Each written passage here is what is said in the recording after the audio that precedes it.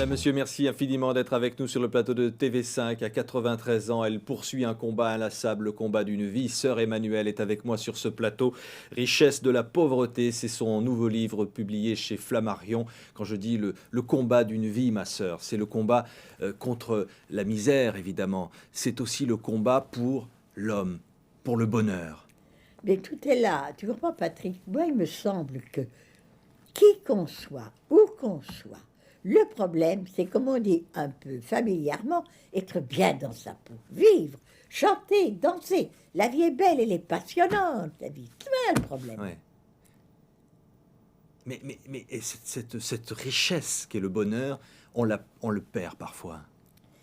Eh bien, voilà, je l'ai dit dans ce petit livre. J'ai vraiment eu un choc quand je suis revenue de 3 bidonvilles. J'avais vécu pendant 22 ans, ok, à bidonville, ville en bidon, il n'y a rien. Je tombe en Europe, en 93, et je me dis, mon Dieu, là-bas, la vie est belle et tout est parfait. Ben, vas-y voir. J'ai vu des gens beaucoup plus moroses, se plaignant beaucoup plus que dans les bidonvilles j'avais vécu. C'est même un problème, ça. Enfin, Ouais. qu'est-ce qui fait que l'homme est heureux, oui ou non? Et vous avez rencontré du bonheur dans les bidonvilles? Ah, excuse-moi, on rigolait du matin au soir. On rigolait du matin au soir. En Europe, on ne rigole pas du matin au soir. Ouais. On se plaint du matin au soir. Ça veut dire quoi, ma sœur? Parce qu'évidemment, dans ce livre, vous ne dites pas que la misère est belle, Ah, que la au pauvreté est contraire. belle. Ouais. Bien sûr, et j'ai lutté contre la pauvreté. De toutes mes forces, et je lutte encore. Et comment? C'est sûr. Ouais. C'est pas ça le problème. Le problème est tout à fait différent. C'est un problème d'identité profonde. Qu'est-ce que l'homme?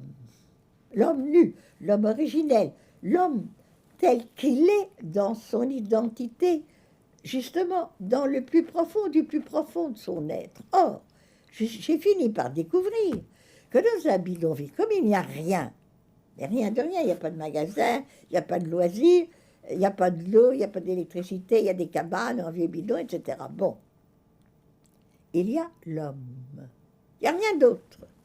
Donc il y a la communication, il y a la relation.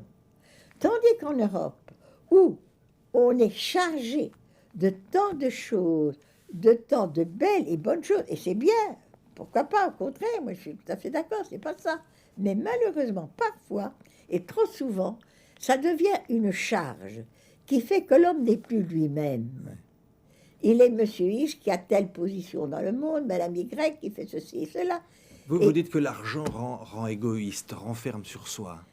Et l'argent peut le faire, ne le fait pas toujours. Moi, j'ai des amis qui sont vraiment riches et qui m'aident énormément, qui ont le sens de l'autre et qui partagent. Mais peut-être que trop souvent, le fait de cette course, avoir toujours plus d'argent, toujours plus de plaisir, toujours plus de voyages, filer aux Caraïbes, aller ici ou là, etc., etc., etc., fait que l'homme lui-même, j'allais dire, dans sa simplicité, dans son goût de vivre avec, c'est perdu. Tu vois, j'ai beaucoup réfléchi là-dessus, justement, l'homme. La différence, une des différences essentielles entre l'homme et la bête, c'est justement, l'homme est un être de relation.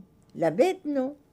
Si l'homme coupe la relation, coupe les liens avec les autres, il se stérilise, je ne sais pas, il devient justement morose. La vie lui pèse. Et malheureusement, j'avais donc quitté l'Europe en 31. J'avais fait des passages. Mais je suis revenue en 93, appelée par mes supérieurs. Eh bien, j'ai trouvé que la vie relationnelle avait perdu une grande partie de son charme. Mais sœur Emmanuelle, votre vie, parce que vous parlez aussi un peu de vous, parce que c'est Bah, aussi bien ces sûr, rencontres, naturellement. c'est aussi parfois les drames. Vous racontez quand votre père a disparu, qu'il s'est noyé sous vos yeux, Oui. et que ça a déterminé votre engagement religieux. Enfin, j'avais 6 ans, c'était pas encore un engagement religieux à 6 ans. Mais, attention Patrick, ce que tu dis est très vrai. Cette petite fille a tout à coup vu, senti, jusque dans sa chair, dans son corps, dans ses yeux, dans son cœur surtout, tout à coup que le bonheur, sous la forme de son papa chéri, qui lui souriait Je dis toujours dans l'écume, sous le soleil, c'était beau. Et puis, une immense vague arrive, et puis, c'est fini. Papa n'est plus là. Il n'est plus là pour toujours. Oh, alors, je crois que ça a mis dans le fond de cette petite fille un vide terrible que rien ne pouvait combler. Et quand j'avais 18-20 ans, j'étais coquette, j'aimais m'amuser, danser, tout ce que tu veux. Mais c'était de l'écume. Qu'est-ce qui restait?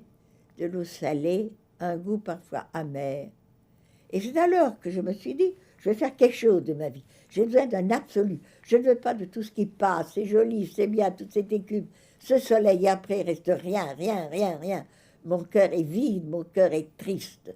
Et j'ai décidé alors d'aller au secours de l'enfance malheureuse et d'avoir Dieu qui lui ne passe pas, Dieu avec moi, et voilà, c'est fini. Et c'est extraordinaire, parce on donnera tout à l'heure l'adresse des amis de Sœur Emmanuelle, tout ce que vous faites avec voilà. tous ceux qui sont avec vous à travers le monde. Mais il y a eu aussi, et vous ne le cachez pas, ma sœur, des moments de découragement.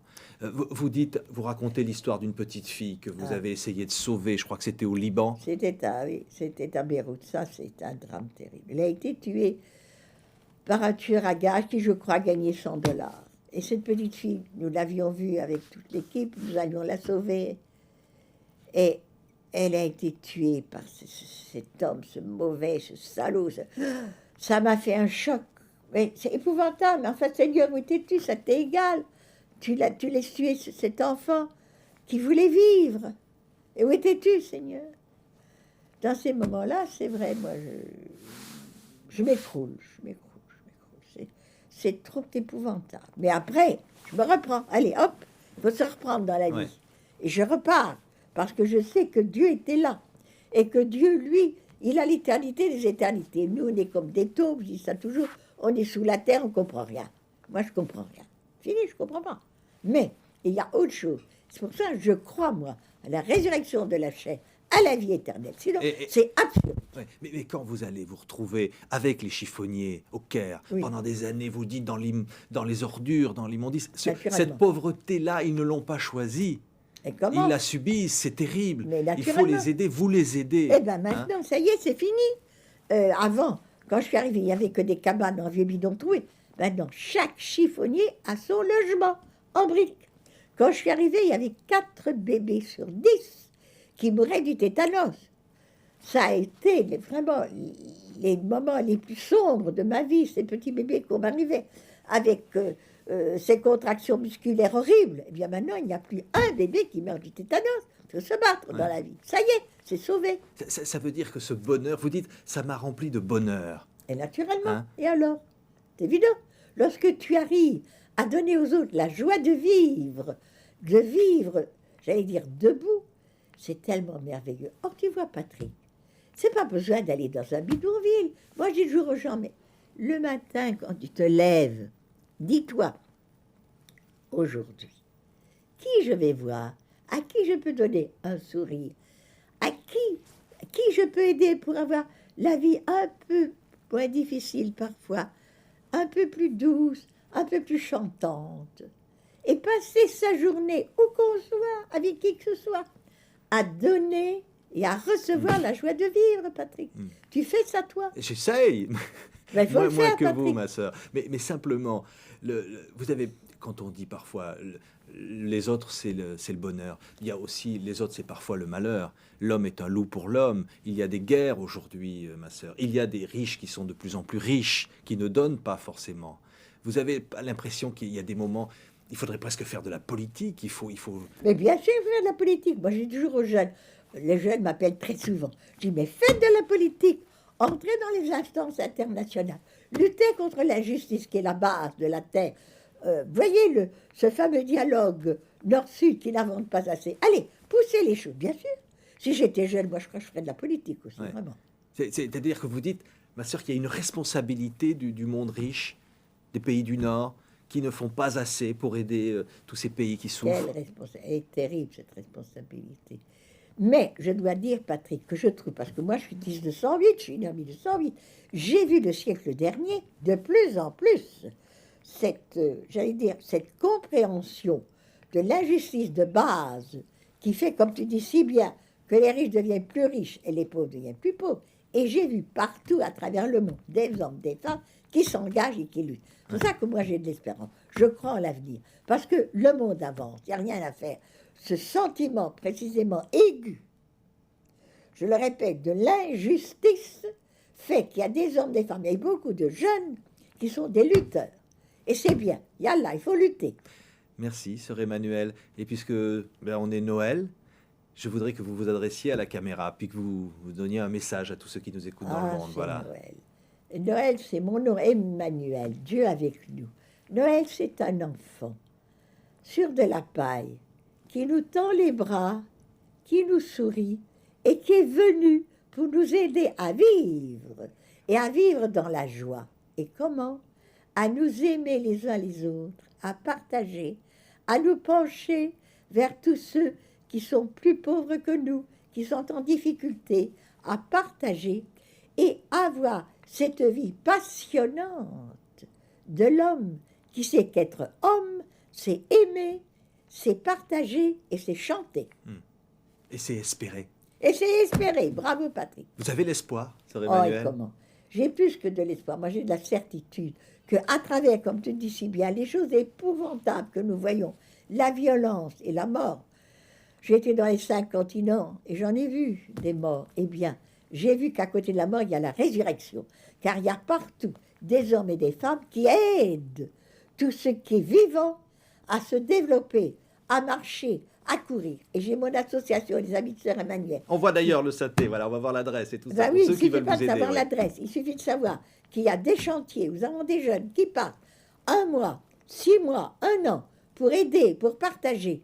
C'est fantastique. Nous avons une jeunesse qui, dès qu'elle est motivée, elle est fabuleuse. Tu vois, d'après un livre aussi que j'ai écrit, il y a là en avant les jeunes. C'est pour ça que je sais, moi, que le monde va vers du mieux. À travers ce qu'il y a de plus épouvantable, il y a une soif de partager, de vivre et d'aimer que je trouve excellente et qui me fait dire, Yallah, en avant, la vie est belle quand on s'aime.